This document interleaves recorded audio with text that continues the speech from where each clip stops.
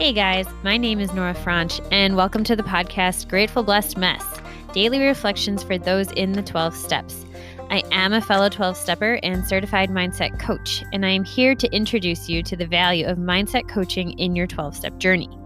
So if you feel like you are stuck in the steps, if you're slipping and sliding with your abstinence, mindset coaching may help you as it did me, and you can find me at catholicmindsetcoaching.com. These episodes are meant to invite you in to consider the truths of 12-step wisdom and to join in the very real struggle of living them in action. I hope that it feels almost like a mini meeting, and I invite you to contribute your own share on the Grateful Blessed Mess Facebook group to keep the discussion going. My comments are based on my own experience, so feel free to take what you like and leave the rest. But my hope is to encourage you on your own daily 12-step journey. As they say, you cannot stay clean on yesterday's shower. So without further ado, let's begin.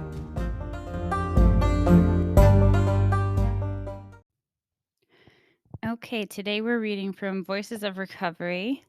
It is December 14th reflection or daily reading.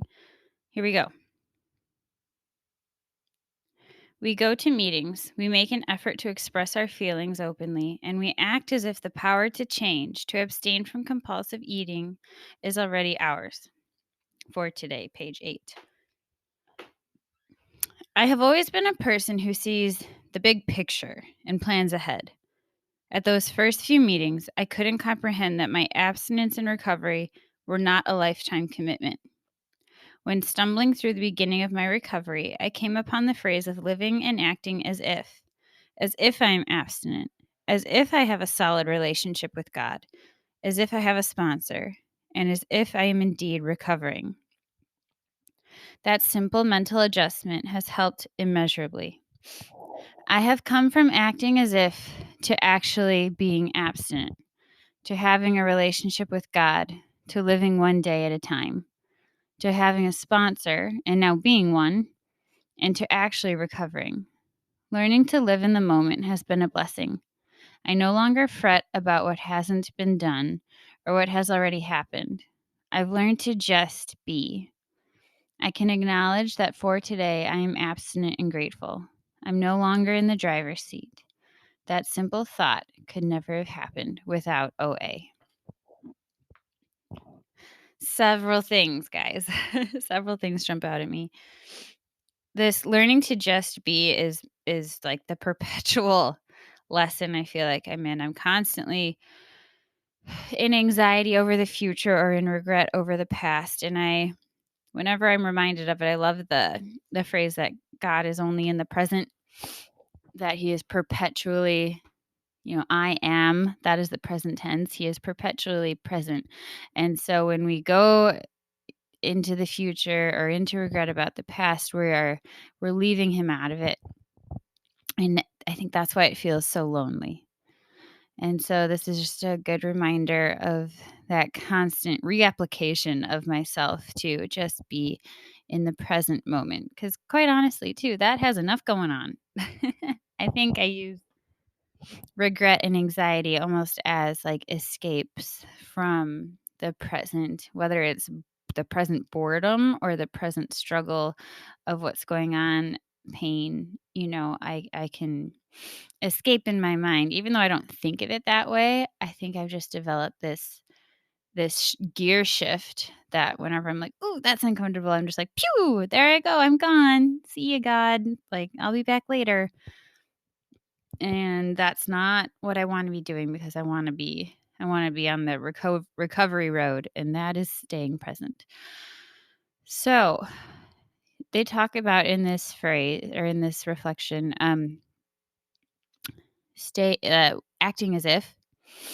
And I think that's really interesting. I always struggled to do that, but now knowing this mindset piece, it's funny because I've learned that actually that's like a very effective like physiological mechanism to put you in a better place just in your body to go after what you want. Because like when we're thinking of something, our brain doesn't know. Like if we just are like playing pretend, and like, "Ooh, I have 1 week of abstinence today." And then you just sit there.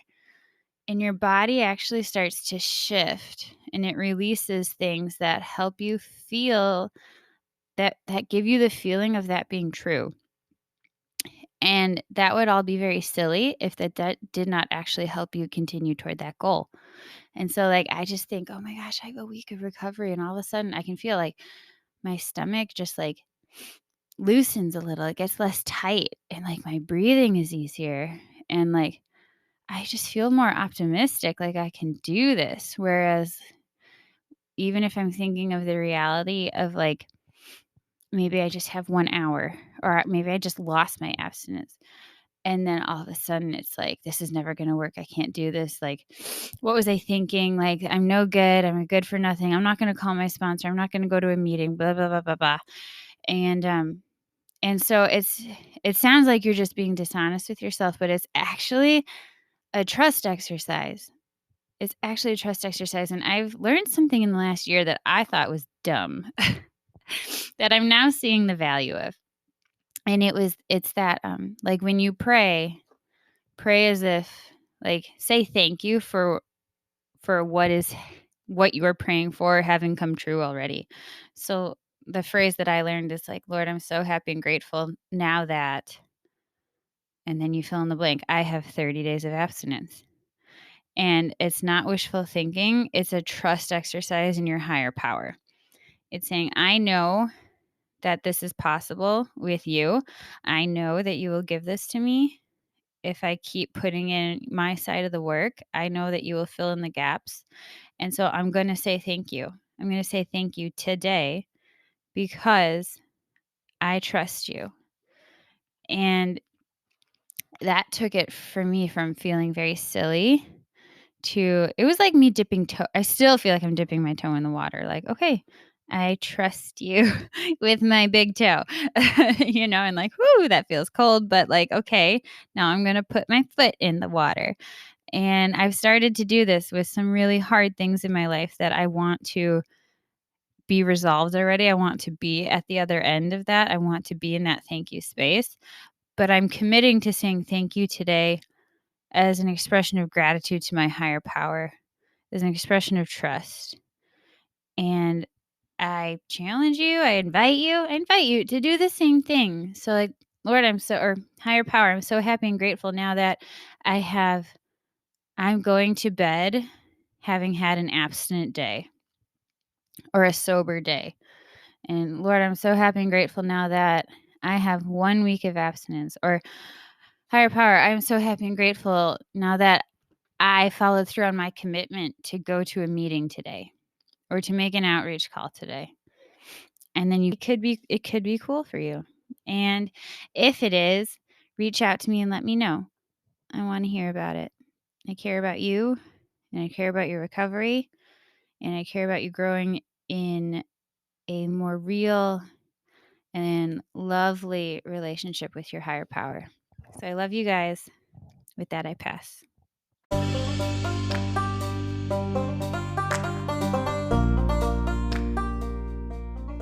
Thank you so much for listening to today's episode. If you feel that mindset coaching could help you on your 12-step journey, please feel free to reach out and find me at catholicmindsetcoaching.com. But more than that, it's important to me to give listeners like yourself a place where you do not need to feel alone on your 12-step journey. And for that reason, I've created a Facebook group. It's called Grateful Blessed Mess. And it's a place where listeners can go to add their own commentary on the share for the day, in addition to my own, and for us just to have a conversation or start a back and forth where people can find support in their 12-step journey. This is not a replacement for 12-step work. This is something outside of the 12 steps. It is simply something that has a heart for the 12 steps and those who are in it. And so, welcome. If you are here, chances are you may also be a bit of a mess. And I hope that you can learn to find some gratitude in the blessings that have come from your messes.